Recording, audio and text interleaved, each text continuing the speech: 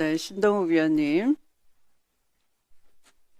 예, 제대 군인 지원에 관한 법률안 좋은 법입니다. 좋은 법이라고 생각을 합니다. 근데 조금 전에 우리 추미애 위원장님이 이 법사위 진행하는 것에 대해서 정말로 심각하게 유감을 표시합니다. 오늘 지금 63개 법안 올리고 대한민국의 사법체제를 송두리째 바꾸는 2개 법안을 오늘 아침에 번갯불에 콩 구워 먹듯이 일소위에서 1시간 만에 처리를 했다고 하는데, 이게요, 저한테 문자 온 거 보면요, 법사위 의사 일정안 해부 법안 목록을 어젯밤 7시 52분에 제가 받았습니다. 법사위 행정실로부터. 그리고 8시 56분에 오늘 2시 반에 법사위 전체 회의 열린다는 통지를 받았습니다. 그리고 오늘 오후 1시 24분에 오늘 예정된 1시 24분이 오늘 오후 1시 24분입니다. 오늘 예정된 전체회의 관련 현재 위원장이 작성한 전체회의 수정 의사 일정안을 이메일로 보내드렸고, 의견 있으면 1시 40분까지 회신해달라고 합니다. 위원장님, 지금 뭐 장난치십니까? 1시 24분에 문자 보내고 1시 40분까지 메일 보고 의견 달라는 거, 이게 지금 맞습니까, 지금? 이렇게 회의 진행하시는 게 맞습니까, 지금? 그리고 민생 하시는데요. 오늘 63개 민생 법안 다 좋은 법입니다. 상임위에서 합의된 것도 많고, 지금 공무원들 바쁜데 많이들 오셨는데 저는 이거 논의할 필요 전혀 없다고 생각합니다. 대한민국의 사법체계가 무너지고 있는데 그건 민생 아닙니까?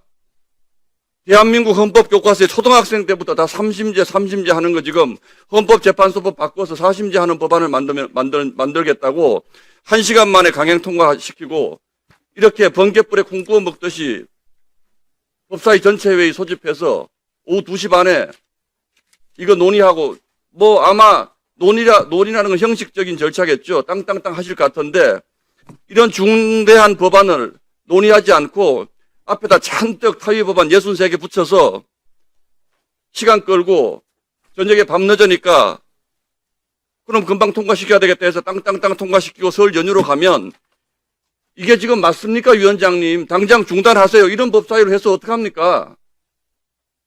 저희는 결코 이 중대한 사법체제 붕괴와 관련된 이 법안을 이런 식으로 처리해서는 안 된다고 생각을 합니다. 그것보다 더 중대한 민생 침해는 없습니다. 그리고 회의를 하시려면 제대로 적어도 우리가 검토할 시간 정도는 주고, 이게 뭡니까 지금 10분, 20분 단위로 문자 보내가지고 연락하고. 당장 중단하시기 바랍니다. 네, 주진우 위원님. 지금 오늘 행정입법 사법의 그 상권 분립이 완전히 무너져 내렸습니다. 지금 행정부 수반인 대통령이 한마디 하니까 이 법안 심사 없이 그냥 대충 넘어가 버리는 것이거든요. 민주당을 중심으로 언젠가부터 국회가 알아서 기는 모습을 보이고 있습니다. 국회와 행정부는 엄연히 분리돼야 되는 것이고, 또 오늘 법안 내용은 거기서 더 나아가서 아예 사법부의 독립성을 완전히 망가뜨리는, 영구적으로 망가뜨리는 모습을 보이고 있습니다. 그러니까 상권 분립이 허용되지 않는 나라를 독재 국가라고 하는 것처럼 이게 지금 굉장히 문제가 있는 상황이고요. 이 대장동 항소 포기, 이런 것들은 국민의 금고에서 몰래 세금을 훔쳐가는 것이라 그러면, 이번에 대법관 증언이라든지 사심제 도입 이런 것들은 아예 그냥 집을 불태워버리는 것과 마찬가지예요. 아예 법치주의의 기본을 그냥 완전히 망가뜨리는 것이기 때문에 저희가 국회의원으로서의 양심이 있다면 이것은 당연히 강력히 거부해야 되는 것입니다. 사심제와 대법관 증언이요, 실질적으로 헌법 위반은 물론이거니와 이 국민 관점에서 보더라도 혈세 낭비가 엄청나게 심합니다. 세금도 많이 투입되지만 기본적으로 인구가 줄고 있고 대법원 사건은 오히려 줄고 있고 1, 2심 사건은 오히려 늘고 있는데 왜 대법관을 증언합니까? 그리고 사심제도 마찬가지입니다. 이혼 소송을 하거나 위자료 소송을 하거나 전세금을 반환받거나 이런 일반 서민들이 법의 보호를 적기에 딱딱 받아야 되는데 이제는 돈 있고 변호사 선임할 수 있는 사람들은 시간 끌면서 사심제까지 가서 시간을 끄는 것이거든요. 그렇게 되면 그 피해가 누구한테 돌아가는 것입니까? 그렇기 때문에 국민을 대표하는 대의기관이라면 세비 받으면서 이런 거 따져가지고 국민한테 더 유리한 제도가 무엇인지를 고민해야 되는 것이지, 이재명 대통령이 한마디 했다고 해가지고 거기에 따라서 그냥 정책과 내용을 헷가닥 바꾸거나 막 밀어붙여서 되는 일이 아닙니다. 지금 어제 보니까 민주당과 조국혁신당의 합당 논의까지 대통령이 관여해서 막 하더만요. 강덕구 최고위원이 글 올렸지 않습니까? SNS에.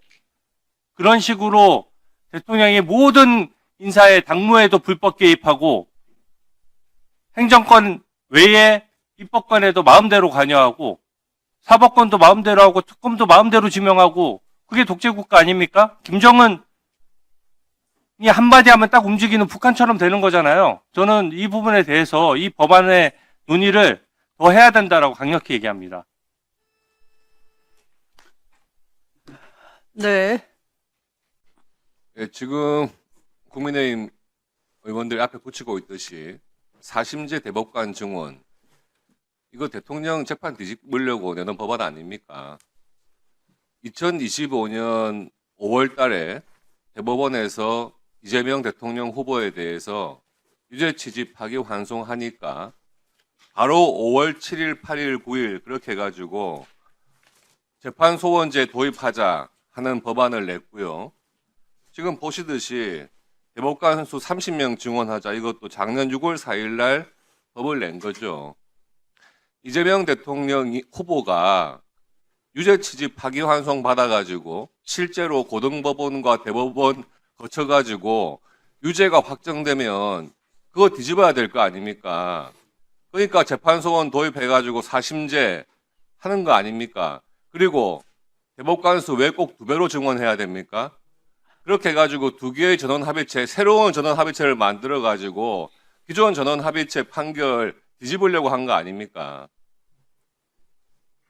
그리고 당시에 이화영 전 부지사에 대한 재판 1심, 2심, 3심에서 그렇게 허위 주장을 많이 한 것 법원에서 다 받아들여지지 않고 똑같이 유죄 선고 났잖아요.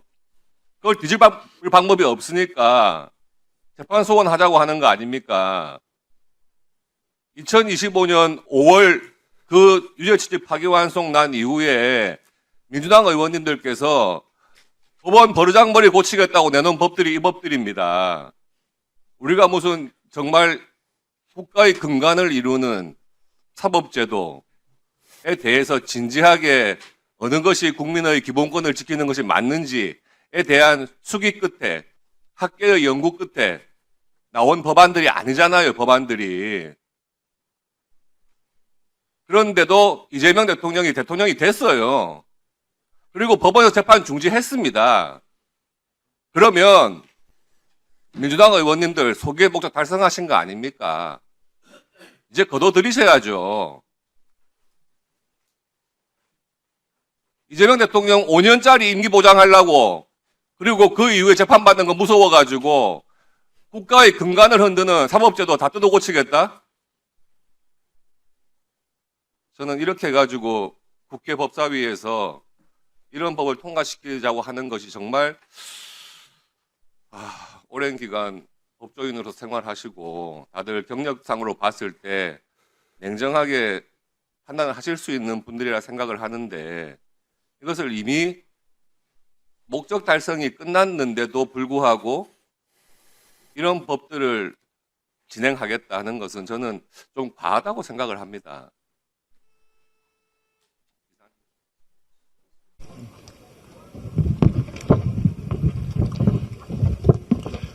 존경하는 국민 여러분, 어제 대한민국 헌법을 짓밟고 대한민국 사법부를 파괴하는 사상 최악의 사법 파괴 악법 2개가 법사위를 통과했습니다.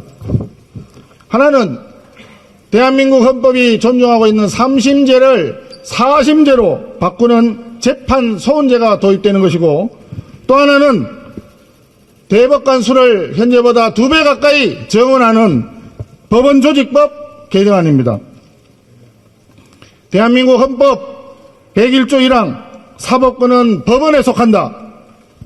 제2항 법원은 최고법원인 대법원과 각급 법원으로 조직한다. 헌법상 대한민국의 최고 법원은 대법원입니다.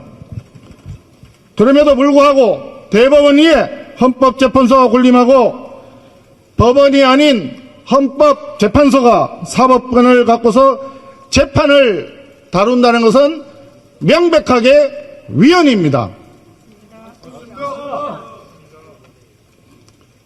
이렇게 헌법을 마구 짓밟고 유린할 권한이 더불어민주당에 과연 있다고 할 수 있겠습니까? 없습니다. 이것은 명백하게 반헌법 쿠데타입니다. 맞습니다. 더불어민주당이 무도한 반헌법 쿠데타 하는 이유가 무엇이겠습니까? 맞습니다. 국민들과는 전혀 관련이 없는 이야기입니다. 이재명 대통령의 5개 재판에 면죄부를 주기 위한 반헌법적 쿠데타 막아야 하지 않겠습니까? 맞습니다. 이재명 대통령은 이미 전과 사범입니다. 전과 사범의 대통령을 전과 오범으로 가는 것을 막기 위해서 반헌법적 쿠데타를 하고 있는 것입니다. 존경하는 국민 여러분, 오늘 더불어민주당 국회의원 87명이 이재명 대통령의 공소 취소 추진 의원 모임을 출범시켰습니다. 우리 헌정사에 이렇게 부끄러운 의원 모임은 처음입니다. 압도적 다수를 앞세운 더불어민주당은 대한민국 사법 시스템을 완전히 파괴하고 사법부 장악을 위한 입법을 추진하는 그 목적이 이재명 한 사람을 구하기 위한 것이라는 것을 만천하에 드러낸 것입니다. 국민의힘은 헌법을 짓밟고 사법부를 파괴하는 더불어 입법 쿠데타 세력에 강력히 맞서 싸우겠습니다. 더불어민주당이 끝까지 이재명 대통령 한 사람을 보호하기 위해 헌법을 유린하고 나쁜 정치로 정치권을 흔들고 또 야당인 국민의힘을 짓밟고 양심 있는 법관들을 몰아내려 하고 있고, 이런 부분에 대해서 우리 국민의힘은 국민과 함께 결코 용납하지 않겠습니다.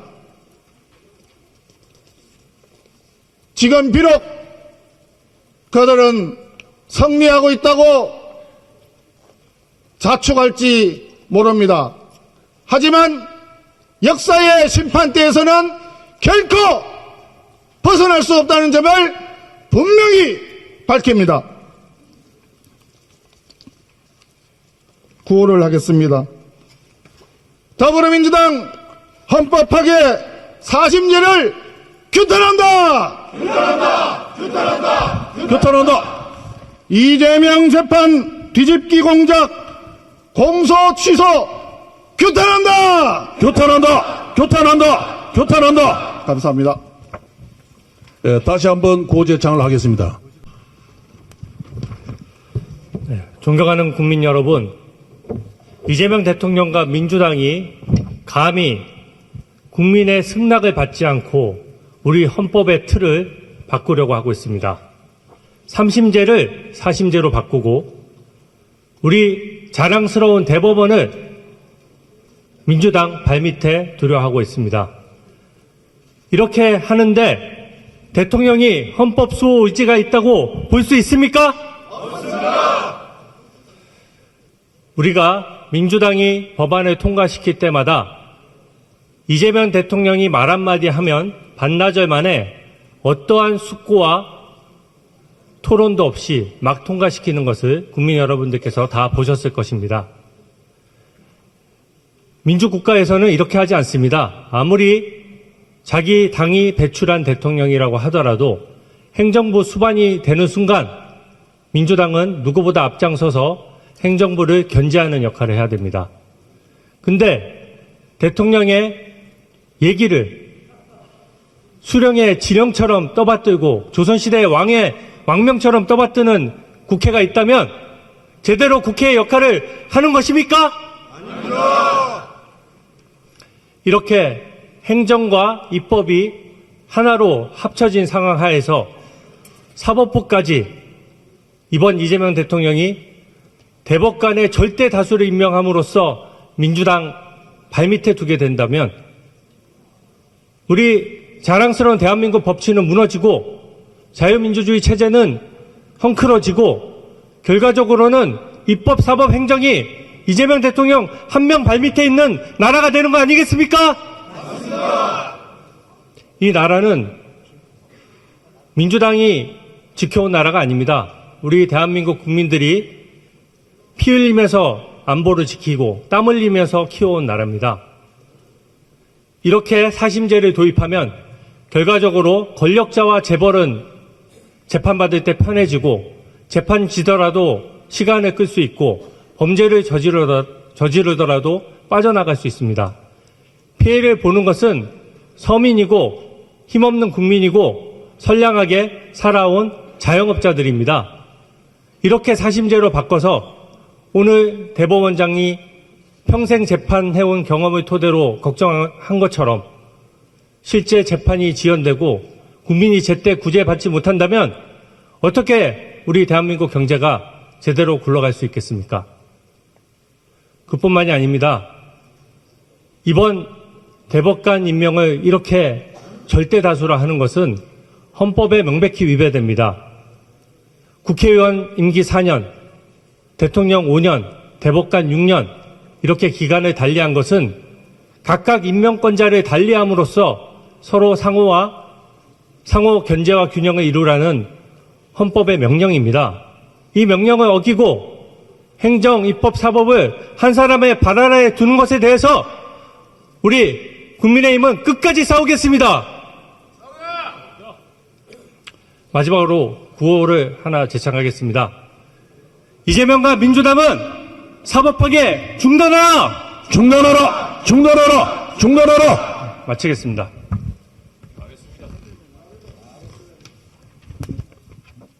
우리 검찰 출신 박은정 의원님이 뭘 잘못 보신 것 같아요. TV조선 2025년 11월 21일 기사를 보면 문영배 전 헌재소장이 사법 개편 반대, 재판 소원은 사심제, 헌재가 더 위험 이런 제목의 기사가 있고요.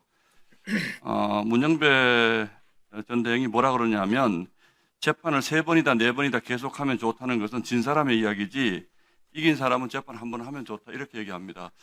이게 무슨 얘기냐면 앞으로 변호사 하실 박은정 의원님이나 부부는 우리 국민 소송 지역으로 몰고 가면 돈 많이 버실 수 있을 겁니다.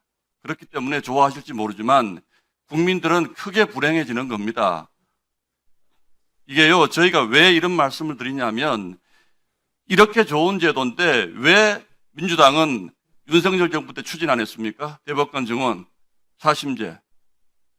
왜 이재명 대통령 재판으로 문제 생길 것 같으니까 부랴부랴 이걸 했습니까? 우리 김용민 간사님 수년간에 걸쳐서 이게 뭐 우리 시민사회의 수기를 거쳤다고 그러고 우리 위원장님은 김재섭 우리 의원이 최근에 와서 모른다 이런 말씀도 하시는데 무슨 그런 궤변이 있습니까? 작년 국정감사에서는 우리 민주당 국민의힘 의원들이 질의를 한 것이지 이 법안을 두고 토론한 것이 아닙니다. 이 법안이 올라왔으면 그것에 대해서 토론하고 공청회도 하고 법사위에서 뭐가 잘못됐는지 따져보는 그것이 맞는 것이지 어제 올려놓고 오늘 표결하자고요? 이게 독재고 이게 날치기지 뭡니까? 그리고요, 이 법에 대해서 자심제저 할 수 있다고 생각합니다. 그러나 현행 헌법하에서는 헌법 101조 3권 분립에 심각하게 위배된다는 말씀을 드리는 거예요. 합시다. 헌법 개정해서. 지금 이 상태로 하면 대한민국 사법부의 정점인 법원이 위헌이라고 그러지 않습니까? 그럼 도대체 무슨 수기를 거쳐가지고 이게 지금 국민적 공감대가 형성됐다고 표현하시는 겁니까? 이거 하시고 싶으면 개헌해서 국민들 의견 물어보고 대한민국은 3심제가 아니고 4심제 국가로 가도 좋은지 물어보자는 거예요. 그렇게 소송 지옥으로 가도 우리 국민들 감당할 수 있겠는지 물어보자는 거예요. 이런 기능적인 해석을 자꾸 원하는 것이 아닙니다. 헌재 사무처장님. 헌재 재판관들 이거 무슨 이익을 위해서 우리가 이거 하자는 거 아니잖아요. 우리 사법부는 국민들의 인권 보호를 위해서 존재하는 곳 아닙니까? 근데 이게 누가 보더라도 이재명 대통령의 그 사법 리스크 때문에 추진된 것은 국민들이 다 알고 있습니다. 국민들이 무슨 바보입니까? 이렇게 좋은 거 왜 예전에 그러면 안 했습니까? 벌써 오래전에 논의됐다면서요. 왜 지금 와서 이거 갑자기 합니까? 저는 이런 부분에 대해서 이해할 수가 없고 납득할 수도 없습니다. 이거요, 지금이라도 우리 토론합시다. 논의합시다. 필요하면 아니 그러니까 왜 오늘 처리하려고 그러시니까 문제 삼는 오늘 아침에 일소위에서 1시간 반 만에 날치기 하셨다면서요. 1시간 만에 이렇게 하면 안 된다는 거예요. 그래서 수용 의원님이 저와 저의 가족이 하고 있다 이렇게 말씀을 하셨는데요. 저는 그 중에서 4심제하고 법 왜곡죄가 얼마나 위헌적인 그러한 제도인지 지금 이 시간에 문제가 무엇인지에 대해서 집중적으로 말씀을 올리겠습니다. 4심제 재판소원제와 관련해서는 제 발제문의 1페이지에 주로 일반적인 원론은 빼고요. 2절에 3번 지금 현재 4심제 재판소원에 관해서 헌법학계에서는 어떻게 공통적으로 인식하고 있는지 그리고 제3절 무엇이 문제인지 이렇게 두 가지를 집중적으로 말씀 올리겠습니다. 사법독재는 지금 현재 연성독재의 형태로 진행되고 있습니다. 즉 제도를 바꿔서 국가의 근본적인 틀을 바꾸는 자유민주주의 체제를 위협하는 그런 형태로 재판소원제, 법왜곡죄, 대법관 증언제 이렇게 차곡차곡 진행이 되고 있고 저는 깜짝 놀랐는데 이번에 이 세 개를 한꺼번에 통과를 시키게 되면 어마어마한 우리 자유민주주의 체계에 대한 근본적인 위협이 될 것이다라고 생각합니다. 헌법소원제도는 쉽게 말씀드리면 우리 국가의 기능을 입법, 사법, 행정으로 나누면 입법, 사법, 행정이 각각 자귀와 부자귀를 합니다. 그러면 6개의 기능이 나오는데요. 그 6개의 기능 중에 유독 우리 헌법재판소법 68조 2항에는 법원의 재판을 이 헌법소원, 즉 헌법재판소에서 법원, 대법원에서 한 것을 다시 들여다보지 못하도록 규정하고 있습니다. 이 규정을 바꿔서 4심제를 하겠다는 것인데요. 여기에 대해서 헌법학계에서는 이렇게 인식하고 있습니다. 첫째, 현행법, 그러니까 현행법 제68조 1항에서 법원의 재판을 제외한 것은 위헌이 아니다라는 겁니다. 근본적으로 이것은 독일과는 다른데 입법 정책의 문제이지 그것이 위헌의 문제는 아니기 때문에 이것을 굳이 바꾸는 것은 가능하긴 하지만 시대의 변화에 따라서 면밀한 분석이 필요하다는 겁니다.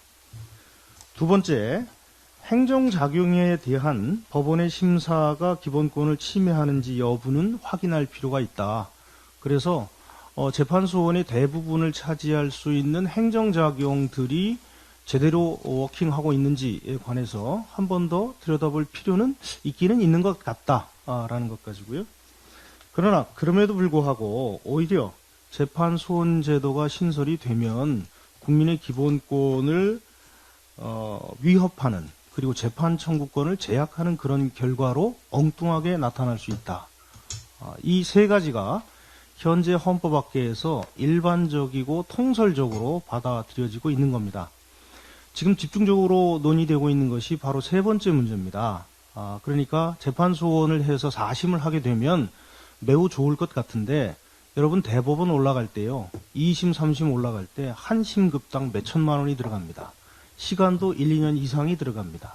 그런데 이걸 한 심급씩 더 올려놓게 되면 상당히 국민의 기본권, 재산권에 관한 문제가 발생할 수 있고 독일의 경우를 보니까 0.23%밖에 인용률이 안 되더라. 이 얘기입니다. 재판소원 제도가 과연 국민을 위한 것인가에 대해서 한번 지금 이 시점에서 돌이켜 생각을 해봐야 됩니다. 현행 민주적 중립적 사법제도는 유지되어야 한다고 저는 생각합니다. 잘 생각해 보시면 유독 이 9차 개정 헌법을 만들 때에 지금 헌법재판소와 대법원의 관계에 대해서는 우리가 모델로 삼고 있는 것이 독일 연방헌법재판소 제도입니다. 이걸 갖고 올 때 모든 제도를 거의 95% 이상 다 갖고 왔는데 유독 안 갖고 온 게 바로 이 대법원에 대한 헌법재판소의 사심, 재판소원 제도만 딱 빼고 갖고 왔습니다. 그래서 이것 때문에 초기 10년 동안 매우 대법원과 헌법재판소의 이 헌법적 지위, 체계적인 지위, 그리고 그 기능 등에 대해서 또 충돌 문제에 대해서 많이 다투어졌습니다만 이제는 헌법재판소가 대법원의 재판에 대해서 다시 한번 할 수 있는 제도는 헌법재판소의 판례에 의해서 이미 확립되어 있습니다. 즉, 이 사심 제도를 도입하지 않아도 이미 10여 년 전부터 이 제도는 도입된 것이나 마찬가지여서 굳이 이 제도를 지금 제도로 도입할 필요는 없다. 그러면 왜 이때 1987년의 민주항쟁 이후에 9차 개정 헌법에서 도대체 어떤 이유에서 이것만 딱 제외했는가? 저는 두 가지로 봅니다. 첫째는 당시에 사법권의 독립이 완전하게 달성되어 있지 않다고 판단했을 겁니다. 그래서 헌법재판소는 상당히 정치적인 기관이기 때문에 이 정치적인 기관에서 일반 법리를 따지는 대법원의 그 재판을 한 번 더 심리하게 하는 경우에는 대법원 자체의 이 심리가 아주 정치화될 가능성이 매우 높다. 그래서 이것을 법조계에서는 모두 걱정했고 정치 헌법 기관인 헌법재판소에서 일반 대법원의 이 법리를 한 번 더 심리하게 하는 것은 금지해야 된다. 이런 것이 일반적인 생각이었고요. 두 번째, 이 신설되는 헌법재판소가 그 당시에 어떤 기능을 할지를 잘 몰랐습니다. 지금에서야 헌재가 이렇게 활발하게 작용을 하고 있었지 그 전에 헌법위원회는 거의 한두 건 외에는 하지 않는 기관이었기 때문에 그 기관에 이런 정치적인 어떤 문제들을 모두 맡길 수가 없다라고 판단했습니다. 저는 이렇게 묻습니다. 1988년의 그 판단, 법조계에서 일반적으로 정치적 헌법기관인 헌법재판소에 일반 법리를 따지는 대법원의 이 법리를 한 번 더 하게 하는 것이 매우 위험하다, 정치화된다 라고 하는 것이 2026년 오늘은 달라졌을까? 저는 오히려 더 심화되었을 가능성이 높다. 그리고 미래에는 이게 더 훨씬 더 강화될 가능성이 높다. 즉 정치화될 가능성이 높다. 그렇다면 1988년에 우리 헌법 제9차 개정 헌법의 이 규정은 그대로 유지되는 것이 저는 맞겠다. 이런 생각을 하고 있습니다. 두 번째, 헌법재판소에서 어제 그저께 이거를 반박하는 사심이 아니다 라는 그런 설명문을 내놓았습니다.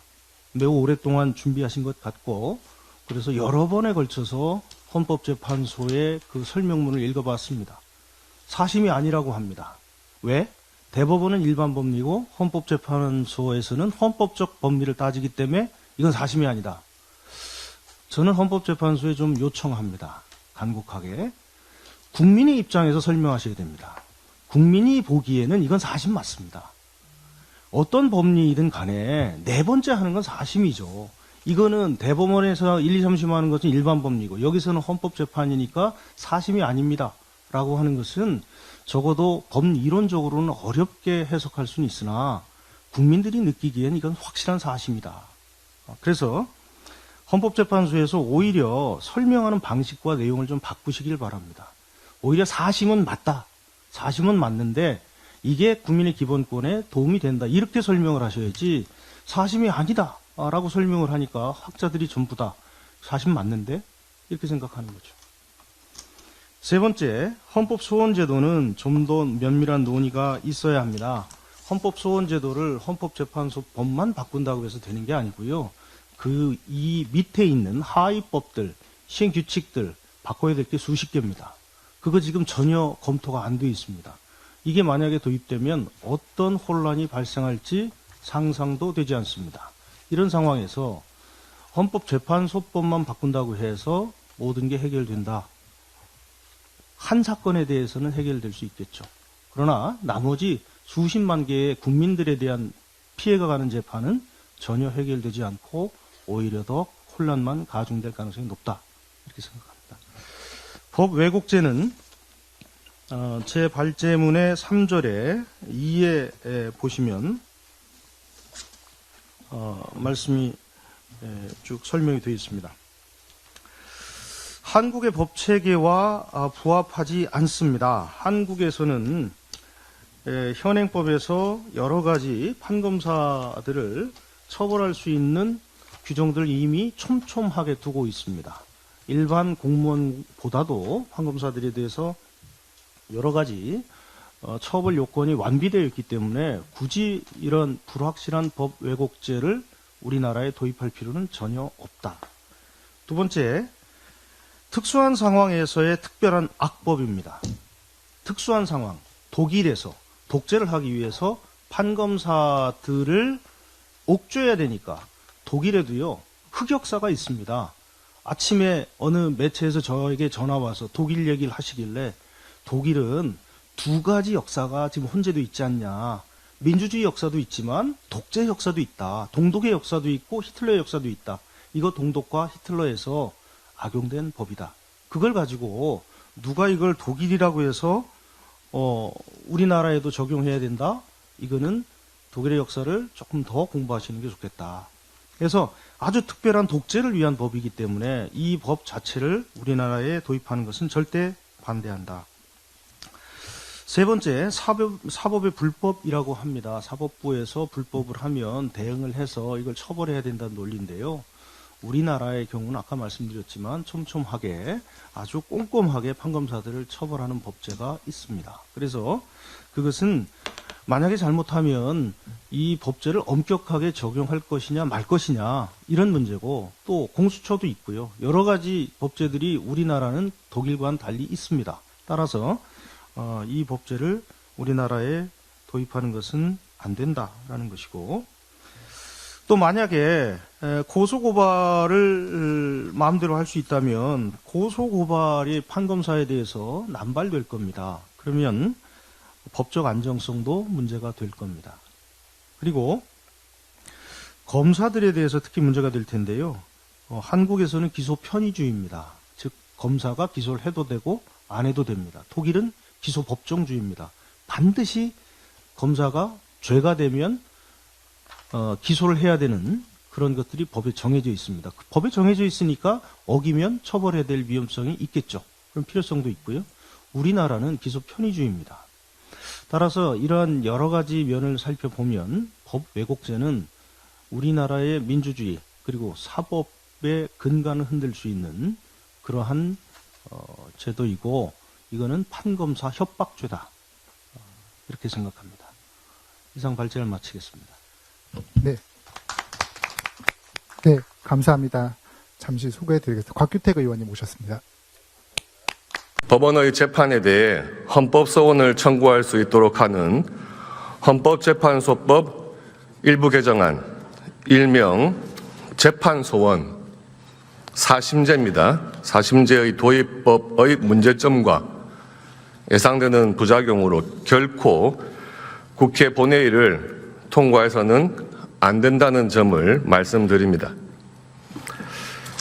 이 법안은 지난해 5월 1일 대법원이 당시 민주당의 대선 후보이던 이재명 대통령 후보에 대한 공직선거법 위반 사건 상고심에서 유죄 취지의 파기환송 판결을 하자 국회 입법 권력을 장악한 민주당이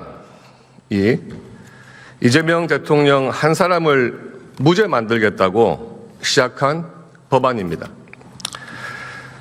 이재명 대통령의 다른 재판들에 대해서도 무죄 만들기 위한 사법부 압박용으로 시작한 법안입니다.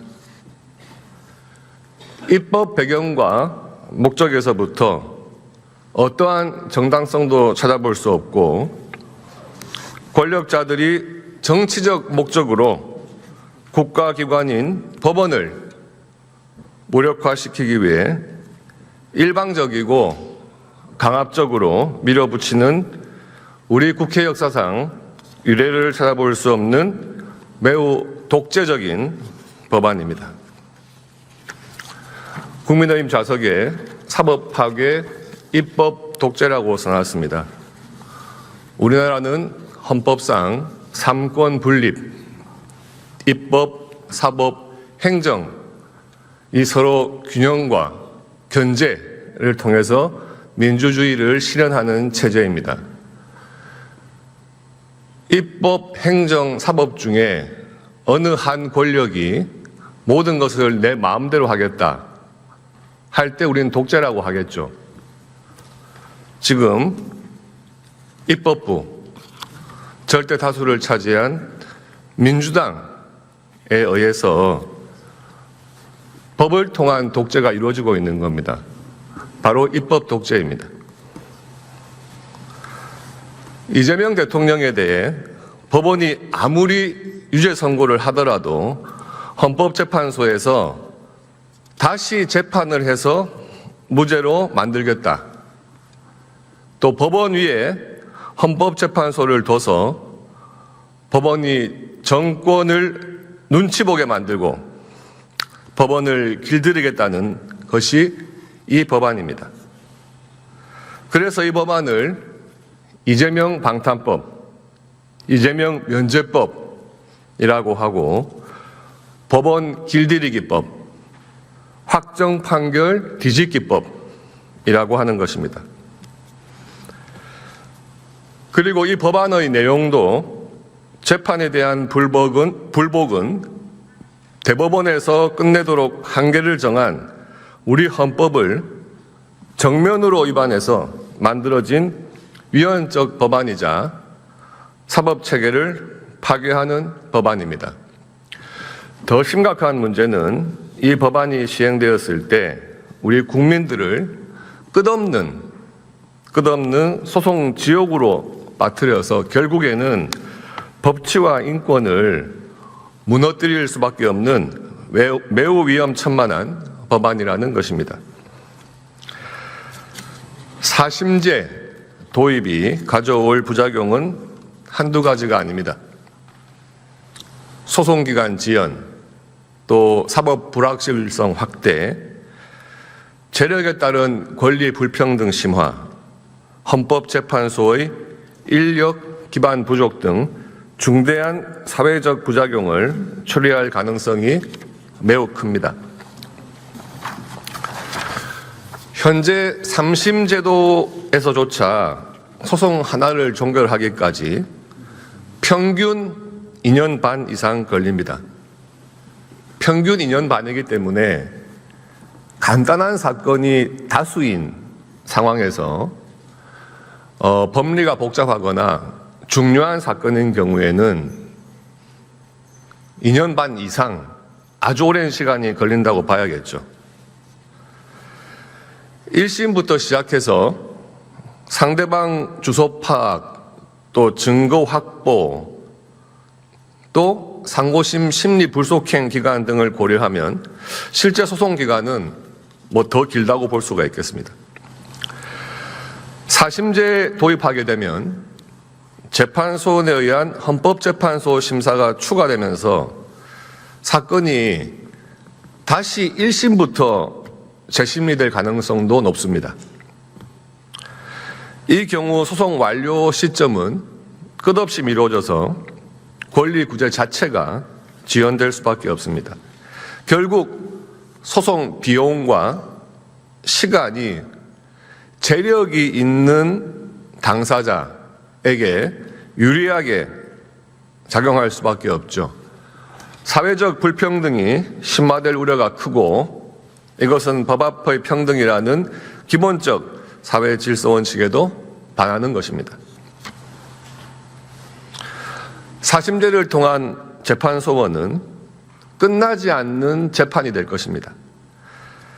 재력이 뒷받침되면 같은 사건에 대해 헌법 소원 재판을 반복 제기할 수 있고요.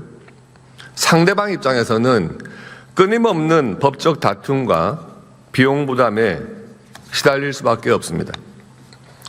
이러한 무한 심리는 본질적으로 소송을 장기화하고 권리 보호라는 본래 목적에서 벗어나 재판 지연을 노린 전략적 남용으로 변질될 수 있어 사회적 피해가 매우 심각할 수밖에 없습니다.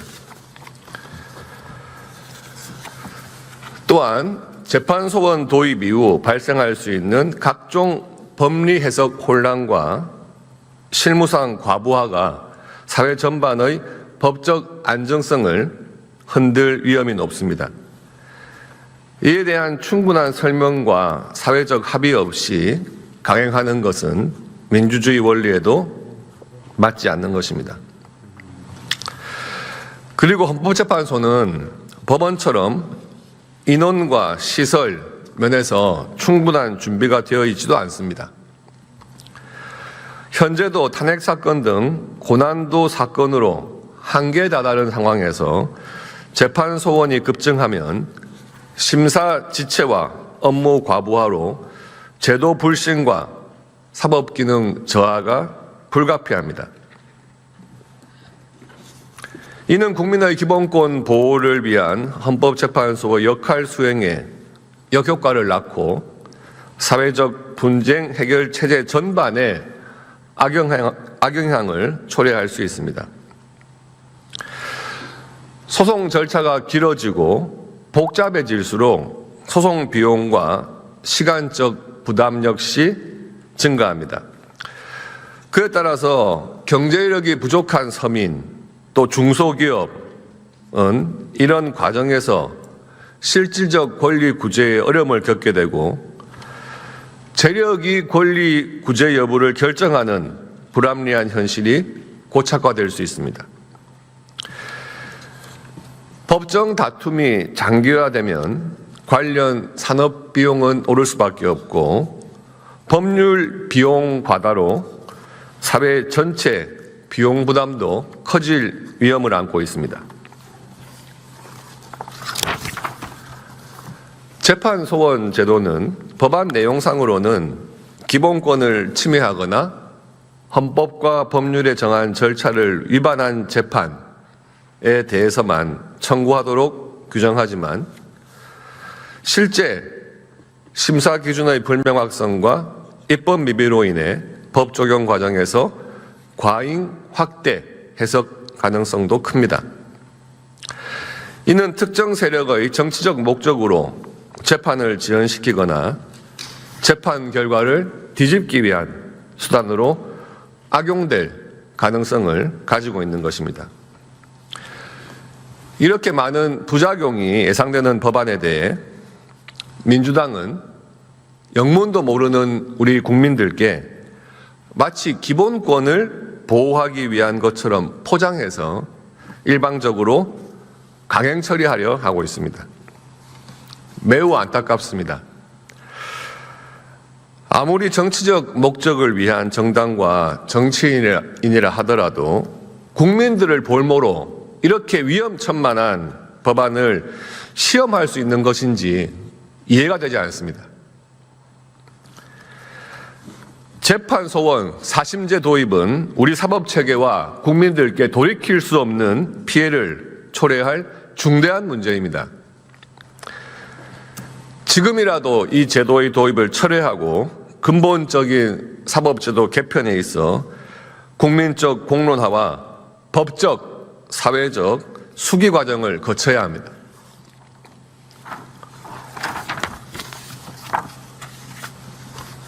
충분한 사회적 공감대와 법률적, 행정적 준비 없이 급히 도입할 경우 오히려 사법체계 신뢰를 훼손하고 국민 피해가 커질 우려가 매우 큽니다. 신중히 검토해야 될 문제입니다. 최고위원 회의에서 일제 군국주의의 망령이 최고조로 치닫던 2차 세계대전 당시 일본의 731 부대를 언급했습니다. 정말 있을 수 없는 최악의 반인권적 부대를 운영했고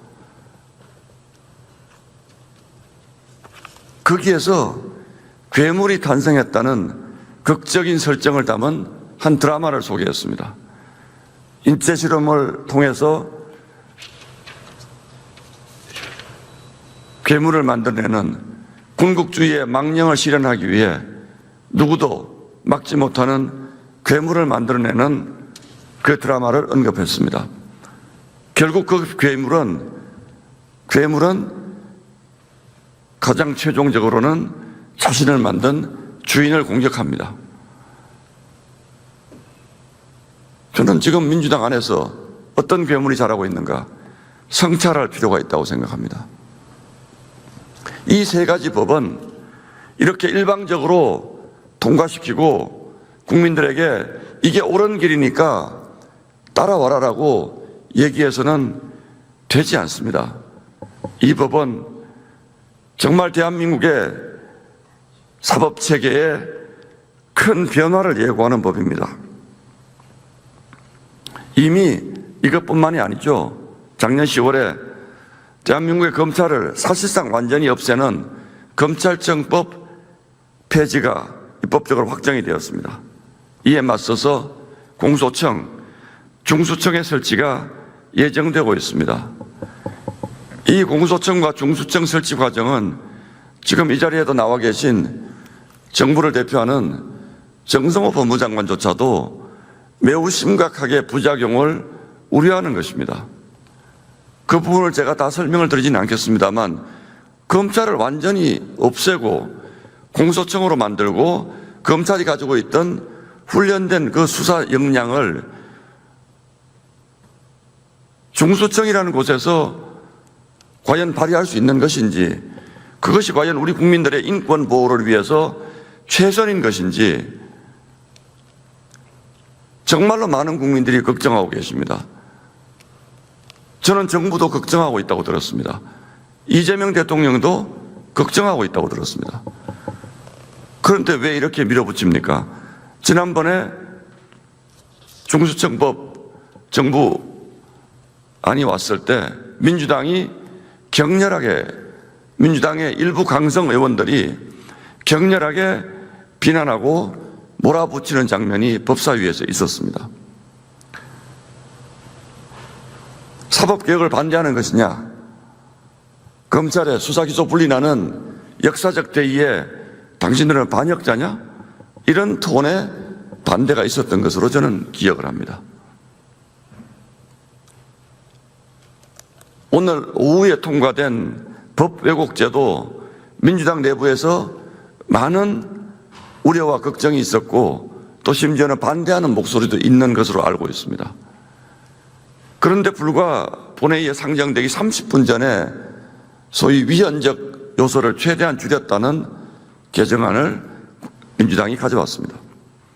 이 중대한 법이 어떻게 본회의 30분 전에 가져올 수 있는 법입니까? 충분히 공론의 장에서 토론하고 국민들에게 그 의사를 묻고 여야가 논쟁하고 토론하고, 그렇게 해도 이런 사법체계의 근간을 흔드는 법을 만들 때는 정말 고민하고 또 고민해야 하는 것이 맞는데 어떻게 본회의 상정 30분 전에 법을 고쳐서 법사위로 돌려보내지도 않고 뚝딱뚝딱 고쳐서 올리고 이것을 일방 통과시킬 수가 있습니까? 저는 민주당 안에 괴물이 있다고 생각합니다. 그 괴물이 없다면 이런 일이 일어날 수가 없습니다. 도대체 무엇입니까? 이렇게 국가 사법 체계를 우습게 하는 그 괴물의 정체가 무엇입니까? 집단 환각입니까? 저는 도무지 이런 식으로 법을 처리하는 것을 이해할 수가 없습니다. 그리고 한편으로는 이 법을 직접적으로 다루지 않은 많은 민주당 국회의원님들은 어쩌면 이 법이 가져올 파멸적 상황에 대해서 잘 이해를 못하고 계시기 때문에 그냥 당이 결정했으니까 그냥 따라가자 라고 생각하는 건 아닌지 정말 심각하게 걱정스럽습니다.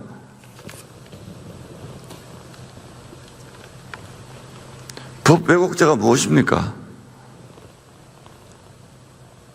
법 왜곡죄의 기준은 무엇입니까? 결국은 이 모든 것이 오늘 통과시킨 법 왜곡죄도 그렇고 지금 저희가 토론을 하고 있는 헌법재판소법 개정안, 그러니까 소위 사심제로 가자는 이 법안도 그렇고 내일 저희가 토론해야 할 대법관 정원법도 그렇고 결국은 한 곳을 가리키고 있지 않습니까? 그 한 곳이 국민을 가리킵니까? 민생을 가리키고 있습니까? 국가의 미래를 가리킵니까? 대한민국의 민주주의를 가리킵니까? 사법체계의 안정성을 가리킵니까? 저는 이 모든 것이 그저 이재명 대통령의 안전을 가리키고 있다고 생각을 합니다. 그렇기 때문에 취지가 아무리 좋더라도 이 법안에 그 좋은 취지가 충분히 담겨 있지 않을 것이라고 감히 단언하는 것입니다. 비극적인 일입니다. 대한민국 역사에 이런 비극적인 일이 또 있겠습니까? 현대민주주의 국가에서는 연성 독재라는 말이 자주 쓰입니다. 그 연성 독재는 의회 독재, 입법 독재를 말합니다. 국회 다수당이 그저 법으로 정해진 절차에 따라서 무엇이든 만들어낼 수 있다는 세상. 그래서 그들이 만드는 세상은 우리만을 위한 세상이다. 우리가 모든 것을 할 수 있다라는 그 자만심과 오만함이 만들어내는 세상. 그것이 바로 연성 독재의 세상입니다.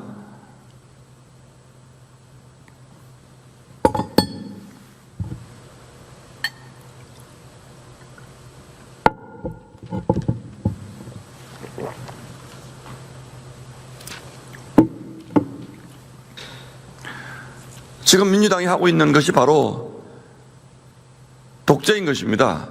총칼과 무력으로 국민의 의사를 가로막는, 짓밟는 그런 독재가 아니고 입법을 통해서 선출 권력을 통해서 교묘하게 국민의 눈을 가리고 귀를 막고 독재를 시행해 나가는 것, 이것이 바로 독재입니다. 이걸 연성 독재라고 하는 것입니다. 법 왜곡죄를 만들면 저는 판사들이 양심껏 재판할 수 없다고 생각합니다. 모든 재판은 판사의 법률과 양심에 따라서 선고가 이루어집니다. 그런데 그 법을 왜곡하는 잣대를 국민의 여론에 의존하고 입법부의 다수 권력에 휩쓸리면 과연 판사가 제대로 재판할 수 있겠습니까? 도대체 그 법 왜곡죄에 법을 왜곡했다는 기준은 또 도대체 어떤 기준에 갖다 맞춰야 되는 것입니까? 우리에게 불리한 판결하면 법을 왜곡했고 우리에게 유리하면 법을 제대로 적용을 한 것입니까? 이 법안이 나온 것이 바로 이재명 대통령 선거법 파기환송 이후에 민주당이 이 법을 꺼내들었습니다.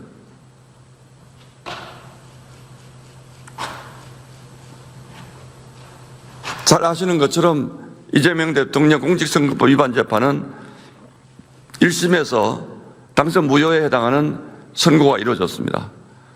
그런데 항소심에서 이해할 수 없는 이유, 지난해 5월에 일이죠.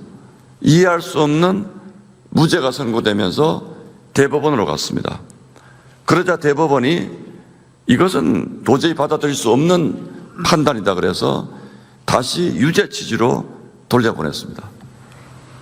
이것이 민주당이 대법원을 압박하고 공격하는 가장 큰 빌미가 되었다는 것은 국민 여러분들이 너무나 잘 아시는 겁니다. 그래서 그 이후에 이런 악법들이 줄지어 나타나기 시작합니다. 다들 잘 아시는 것처럼 이재명 대통령은 지금 12개 혐의 5개 재판을 받고 있습니다. 그리고 그 재판은 전부 중단되어 있습니다. 과연 이 재판 중단이 정당한 것인가? 소위 헌법 84조 논쟁도 계속 이어지고 있습니다. 헌법 84조는 현직 대통령은 내란 외환의 죄를 범한 경우를 제외하고는 재직 중에 형사소추를 받지 않는다고 합니다.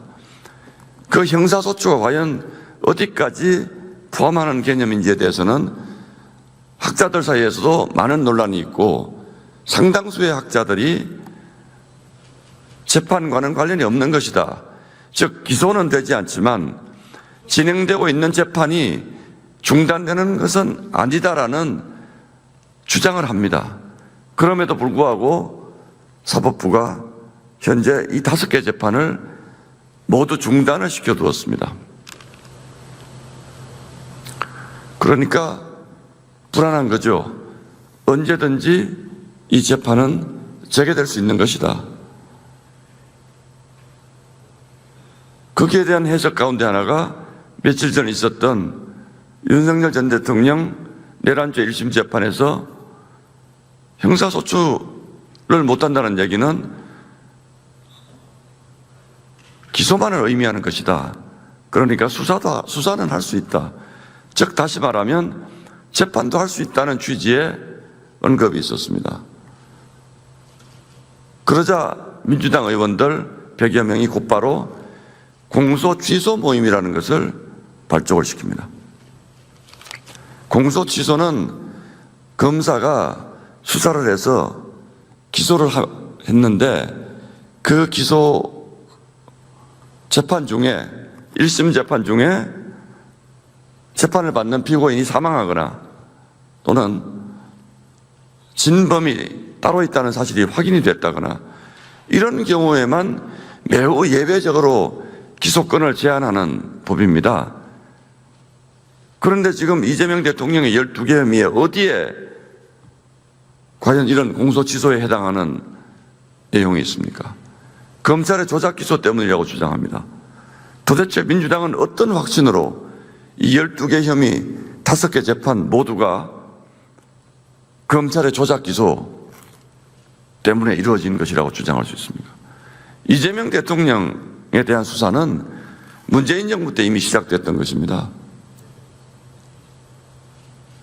그 12개 혐의를 검찰이 전부 조작을 했다고요. 지금 민주당 국회의원으로 와 계시는 검사 출신 국회의원 중에 수사를 했던 분들도 있습니다. 다 조작한 것입니까? 지금 1심 재판이 끝나지 않은 이재명 대통령의 재판을 전부 공소 취소하라는 그런 얘기를 어떻게 할 수가 있습니까? 민주주의 국가에서 그런 얘기를 할 수가 있습니까? 국가기관을 이런 식으로 겁박해도 되는 것입니까? 공소를 취소하라고요. 힘 있으면 이제 재판에 넘어가도 기소한 기관을 향해서 공소를 취소하라고 하는 이런 세상에 저희가 살고 있습니다. 그리고 그런 모습들을 저희가 국회에서 매일매일 그 오만한 모습을 목도합니다. 이 과정에서 지켜본 더 한심스러운 모습은 헌법재판소의 태도입니다.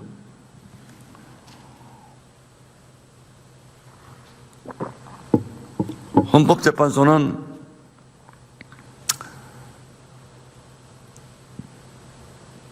이 법이 위헌 소지는 전혀 없는 매우 아름다운 법이다 라는 입장을 가지고 있는 것 같습니다. 국회 상임위에 나온 헌법재판소 관계자들의 말도 그렇습니다.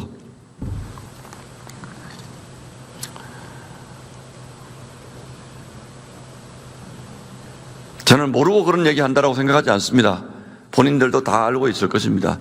그러나 헌법재판소, 헌법연구관, 재판연구관 숫자 늘려주고 정년 연장시켜주고 처우 개선해주고 이렇게 해서 이런 법이 만들어지는 과정을 제 눈으로 똑똑히 봤기 때문에 정말로 비겁하다고 저는 생각을 하고 있습니다.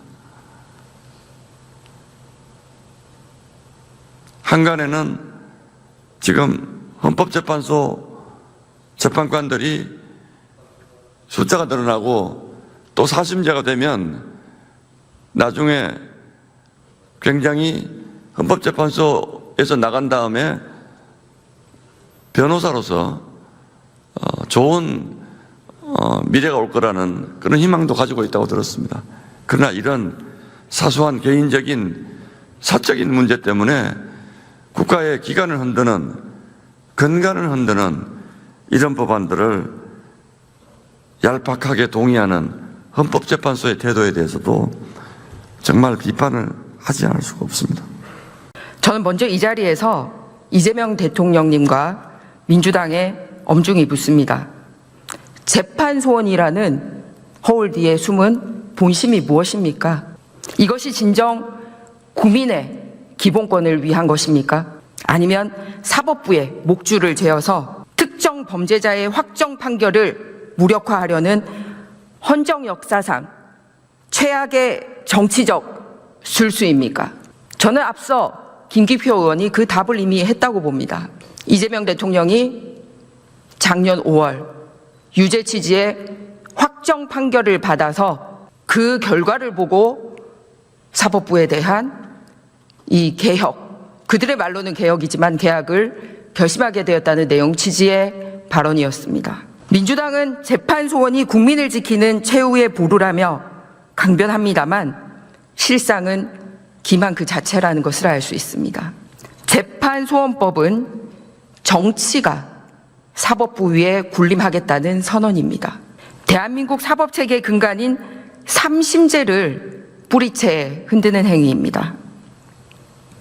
오로지 이재명 방탄을 완수하겠다는 정략적 도구 그 이상도 이하도 아닙니다. 그런데 이 법이 불러올 파급 효과는 엄청납니다. 사법 절차를 끝없는 정쟁과 불신의 늪으로 처박아서 사법 정의를 실종시킬 것입니다. 결국 돈 없고 백 없는 서민들만 끝도 없는 소송 지옥에 갇히게 됩니다. 하루하루 피말리는 전쟁을 치러야 할 수밖에 없습니다. 참으로 눈물겹습니다. 범죄 혐의를 받고 있는 그 대통령 한 명을 위해서 민주당 국회의원 162명이 혼연일체가 되어서 국민이 부여한 신성한 입법권을 특정 개인의 방탄용으로 써먹고 있는 것입니다. 그 처절한 고군분투가 곳곳에서 보여집니다. 존경하는 민주당 의원 여러분, 명심해 주십시오. 오늘 여러분이 내리는 잘못된 선택은 대한민국 헌정사에 씻을 수 없는 치욕이자 법치주의를 도살한 기록으로 영원히 각인될 것입니다. 저는 오늘 이 자리에서 재판소원 도입이 가져올 사법적 재앙과 그 이면에 숨겨진 여당의 불순한 정치적 음모를 낱낱이 파헤치고 국민 여러분들의 심판을 구하고자 합니다. 지금 바꾸려고 하는 각종 사법 관련된 법들, 법 왜곡죄, 대법관 증언법, 그리고 지금 제가 얘기하고자 하는 사심제법, 최고의 수혜자는 누구입니까? 이재명 대통령 방탄입법이 아니라면 이 법과 무관하게 이재명 대통령은 즉시 재판부터 받으십시오. 또는 대법관 증언하기 전에 대법관 상태의 4심제 당신들이 바꾼 법에 의하지 않고 지금 현재의 헌법 체제에서 당당하게 재판 받아보십시오. 앞서 민주당 의원들이 사법부 개혁에 시발로 얘기했던 부분이 바로 지난 5월에 있었던 공직선거법 관련 대법원의 유죄 취지의 파기환송건이었습니다. 이 사건이 뭔지를 한번 볼까요? 얼마나 민감하게 구는지를 볼 수 있습니다. 핵심은 당시 이재명 더불어민주당 대통령 선거 후보자가 선출될 무렵에 이 대장동 개발 실무 책임자인 김문기 씨와 당시 이재명 후보 간의 유착 관계가 민주당의 후보 선출 과정에서도 상당히 문제가 되어 있었습니다.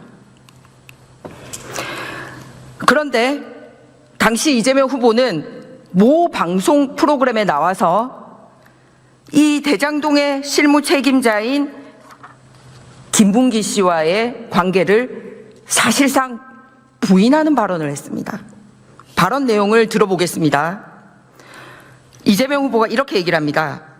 국민의힘에서 4명 사진을 찍어가지고 마치 제가 골프를 친 것처럼 사진을 공개했던데 제가 확인을 해보니까 전체 우리 일행단체 사진 중에 일부를 떼내가지고 이렇게 보여줬더군요. 조작한 거지요. 이렇게 발언했습니다. 이재명 대통령님, 김문기 씨하고 같이 해외 안 가셨습니까? 해외 갔습니다. 해외 가서 골프 같이 안 치셨습니까? 같이 골프 쳤습니다. 같이 김문기 씨와 같이 사진 찍지 않았습니까?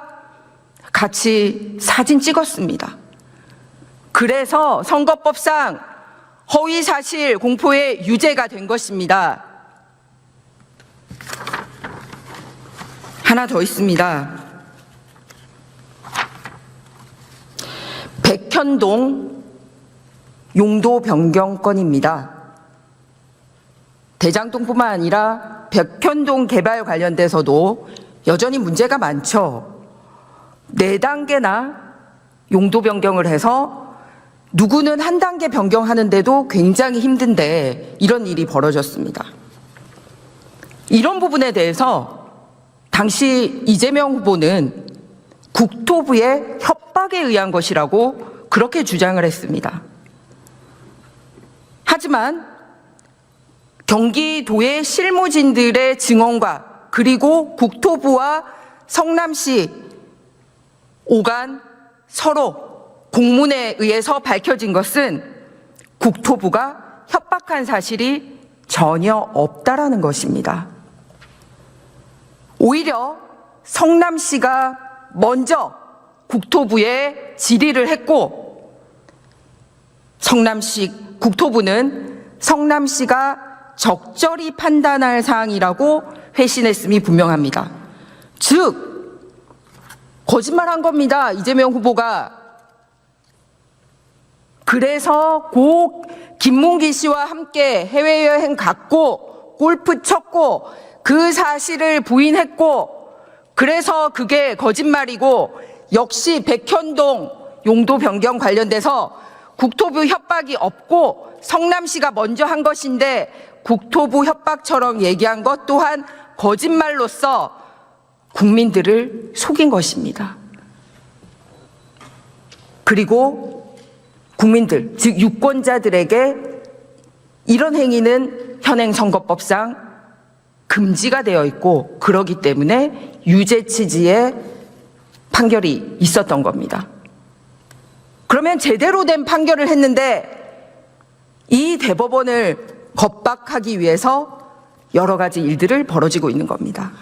즉 지금의 여러 사법 관련된 법들은 우리 국민들의 기본권을 추구하는 법들이 아니라 오로지 많은 사법 리스크를 안고 있는 현 대통령 구하기 방탄 입법이라는 것입니다. 그래서 오늘 제가 논의하고자 하는 이 4심제법 하나로만은 불안하니까 여러 설계를 민주당은 하고 있습니다. 가장 기본적으로 선거법상 허위사실 공표의 요건을 바꾸는 그 법은 이미 통과를 시켰습니다. 그러면 다시 재판을 받는 과정에 있어서 이재명 대통령을 유죄로 판결할 수 있는 기본이 되는 선거법 자체를 손을 대버린 거죠. 또한 현행 헌법은 헌법 84조에 대통령으로 있으면서 내란죄나 외환죄에 해당되지 않는 다른 재판은 받지 않도록 되어 있습니다. 하지만 이재명 대통령은 대통령이 되기 전에 이미 12개 혐의 5개 재판을 받고 있기 때문에 여기에 해당이 되지 않는다는 게 학계 중론입니다. 그러다 보니 민주당이 제안한 또 하나의 법이 바로 재판중지법입니다. 그런데 재판중지법은 민주당에서 설계를 했지만 오히려 그것이 헌법 84조를 믿지 못한다는 느낌을 주니까 대통령실에 나서서는 굳이 지금 재판중지법까지 들고 나와서 국민들에게 대통령의 사법 리스크를 소위 까발릴 필요가 있겠느냐라는 논의 때문에 그 법은 잠시 뒤로 미뤄졌습니다. 하지만 재판을 중지하고자 하는 의지는 명백하게 드러났습니다. 그래서 사전적으로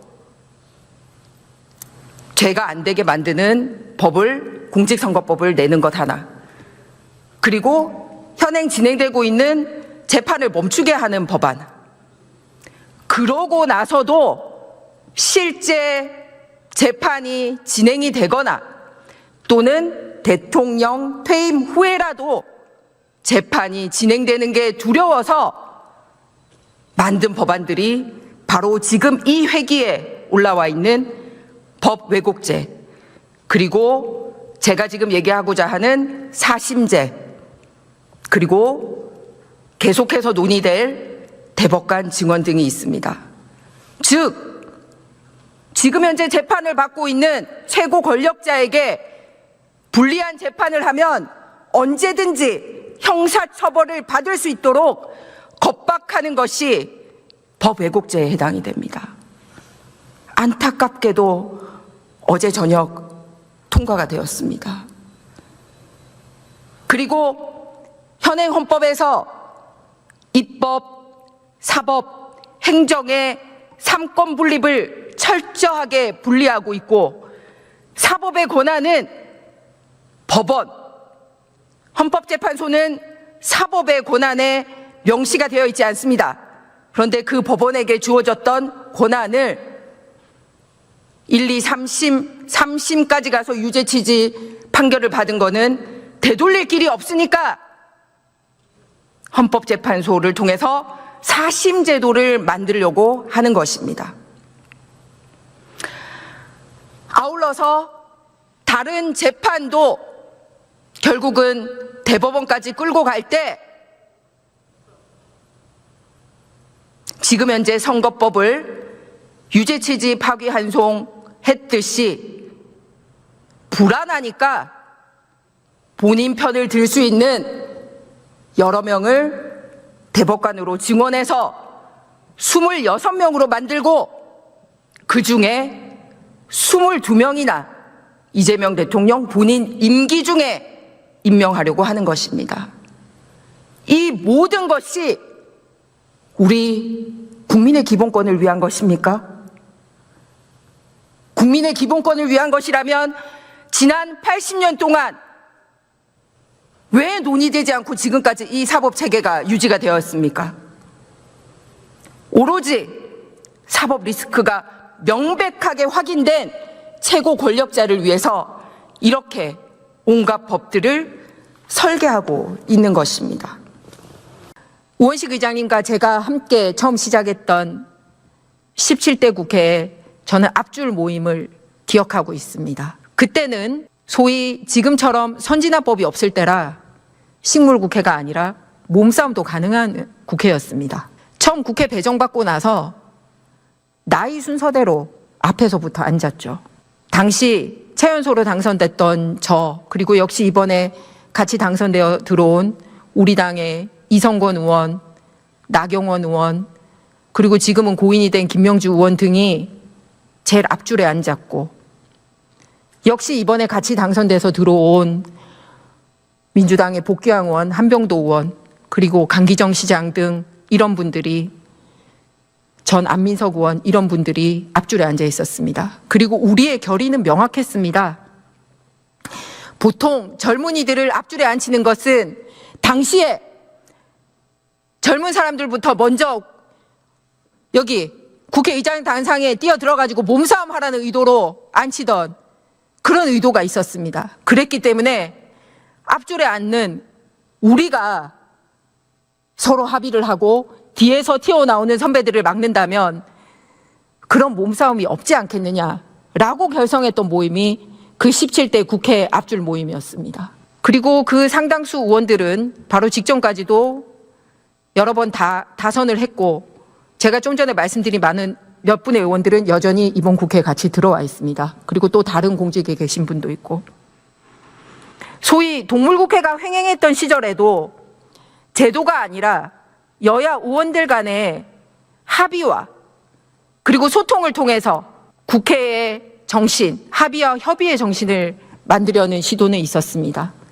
앞서 말씀드렸듯이 최고 어른인 국회의장의 노력 또한 있었고, 국회에 막 진출했던 신참내기들의 노력 또한 있었기 때문에 당시 17대 국회에서는 사학법이라든지 로스쿨법 같이 여야 첨예하게 대립됐던 부분도 결국에는 여야 합의로 이루어냈던 성공 사례를 저는 기억하고 있습니다. 여야가 바뀌어서 들어왔던 19대 국회 때도 참 마음 아팠던 세월호 관련된 법안을 3번이나 합의를 번복하고 했지만 결국은 여야 합의를 이루어서 세월호 국조특위를 만들어내는 그런 일을 했었습니다. 그런데 이번엔 어떻습니까? 우리가 사법부 얘기를 하기 전에 입법부 안에서 각 당이 추천해서 올리기로 했던 국민권익위원이라든지 바로 어제 있었던 방송미디어통신위원이라든지 이렇게 상호 존중하지 않고 다른 당에서 추천한 인사를 말도 없이 부결시키는 일도 하고, 그리고 특검과 관련돼서도 특검 일수에 대해서 연장 없이 합의를 했는데 여야 원내대표가 합의한 것을 각 당에 돌아가서 보고하는 과정에 있어서 이 강경파들에게 밀려가지고 국민들에게 보고했던 합의도 번복하고, 그래놓고선 22대 국회에 이렇게 많은 잘못을 저지르는 의원들에 대해서 처벌하기로 해야 되는 국회 윤리위원회 법을 만들기로 해놓고 지금까지 만들지도 못하고 이러고 있지 않습니까? 보좌진에 대한 갑질, 차명거래, 그리고 직위를 이용한 경조사비 수금, 성비위, 이런 문제들 다 국회 윤리위원회에서 다뤄야 될 부분입니다. 앞서 말씀드렸듯이 국회 내에서 합의가 없는 점, 합의가 없이 단독으로 이런 중요한 법이 처리되는 점에 대한 문제를 지적하고자 하고요. 그리고 두 번째는 우리가 스스로 우리를 개혁할 수 있는 특권 포기하는 거라든지 우리가 스스로를 단속할 수 있는 윤리위원회 같은 거 구성도 안 하면서 다른 상권 분립된 기관을 향해서 개혁이라는 이름을 씌워서 사실상 탄압하는 이런 일을 할 자격이 우리에게 있습니까? 그래서 의장님께 호소합니다. 의장님 남은 임기 동안 말씀드렸듯이 한 180건 정도는 일방 통과시켰으니 이렇게 중대한 법에 대해서는 여야 합의해오라고 제안을 해주시길 간곡히 부탁드립니다.